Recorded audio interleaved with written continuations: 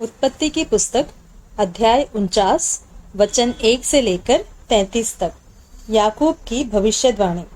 फिर याकूब ने अपने पुत्रों को यह कहकर बुलाया, इकट्ठे हो जाओ, मैं तुमको बताऊंगा कि अंत के दिनों में तुम पर क्या बीतेगा। हे याकूब के पुत्रों, इकट्ठे होकर सुनो, अपने पिता इस्राएल की ओर कान लगाओ।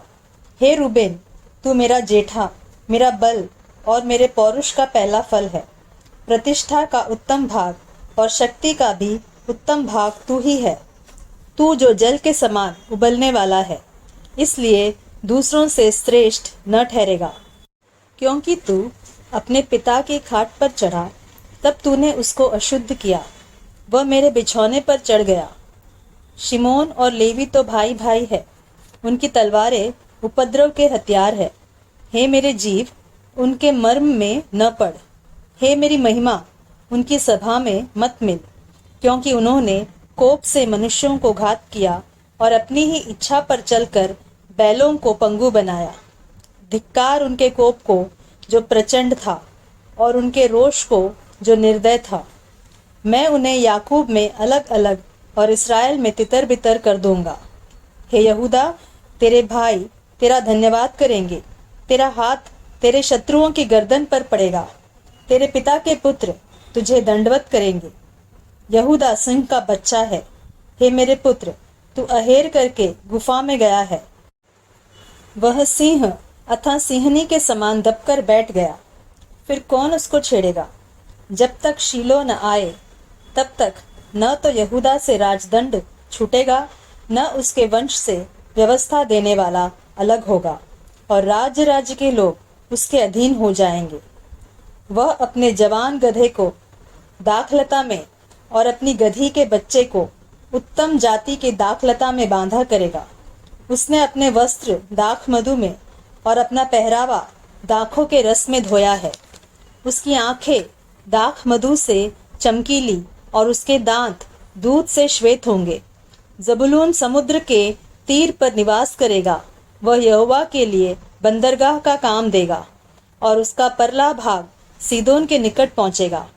इसाकार एक बलवंत गधा है, जो पशुओं के बाड़ों के बीच में दबका रहता है।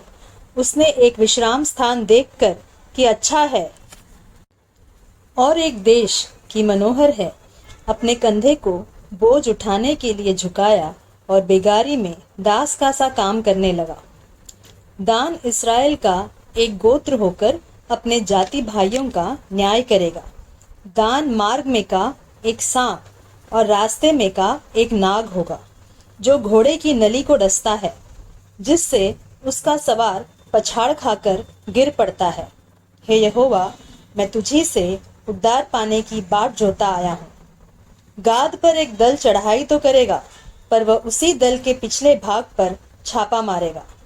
आशेर से जो अन्न उत्पन्न होगा वह उत्तम होगा, और वह राजा के योग्य स्वादिष्ट भोजन दिया करेगा। नप्ताली एक छूटी हुई हरिणी है, वह सुंदर बातें बोलता है। यूसुफ फलवंत लता की एक शाखा है, वह सोते के पास लगी हुई फलवंत लता की एक शाखा है। उसकी डालियां भीत पर से चढ़कर फैल जाती है। धनुर्धारियों ने उसको खेदित किया और उस पर तीर मारे और उसके पीछे पड़े हैं, पर उसका धनुष दृढ़ रहा और उसकी बाह और हाथ याकूब के उसी शक्तिमान परमेश्वर के हाथों के द्वारा फुर्तीले हुए, जिसके पास से वह चरवाहा आएगा, जो इस्राएल की चट्टान भी ठहरेगा। यह तेरे पिता के इस ईश्वर का काम है, जो तेरी सहायता करेगा, उस सर्वशक्तिमान का, जो तुझे ऊपर से आकाश में की आशीषें और नीचे से गहरे जल में की आशीषें और स्तनों और गर्भ की आशीषें देगा। तेरे पिता के आशीर्वाद मेरे पितरों के आशीर्वादों से अधिक बढ़ गए हैं, और सनातन पहाड़ियों की मनचाही वस्तुओं के समान बने रहेंगे। वे यूसुफ के सिर पर, जो अपने भाइयों से अलग किया गया था, उसी के सिर के मुकुट पर फूले फलेंगे। बिन्यामीन फाड़ने वाला भेड़िया है, सवेरे तो वह अहेर भक्षण करेगा और सांझ को लूट बांट लेगा। याकूब की मृत्यु और गाड़ा जाना। इस्राएल के 12 गोत्र यही है, और उनके पिता ने जिस जिस वचन से उनको आशीर्वाद दिया वे यही है। एक एक को उसके योग्य आशीर्वाद के अनुसार उसने आशीर्वाद दिया। तब उसने यह कहकर उनको आज्ञा दी, मैं अपने लोगों के साथ मिलने पर हूँ, इसलिए मुझे हित्ती एप्रोन की भूमि वाली गुफा में मेरे बाप दादों के साथ मिट्टी देना, अर्थात उसी गुफा में जो कनान देश में ममरे के सामने वाली मकपेला की भूमि में है। उस भूमि को अब्राहम ने हित्ती एप्रोन के हाथ से इसीलिए मोल लिया था कि वह कब्रिस्तान के लिए उसकी निज भूमि हो। वहां अब्राहम और उसकी पत्नी सारा को मिट्टी दी गई है, और वहां इसहाक और उसकी पत्नी रिबका को भी मिट्टी दी गई है, और वहीं मैंने लिया को भी मिट्टी दी।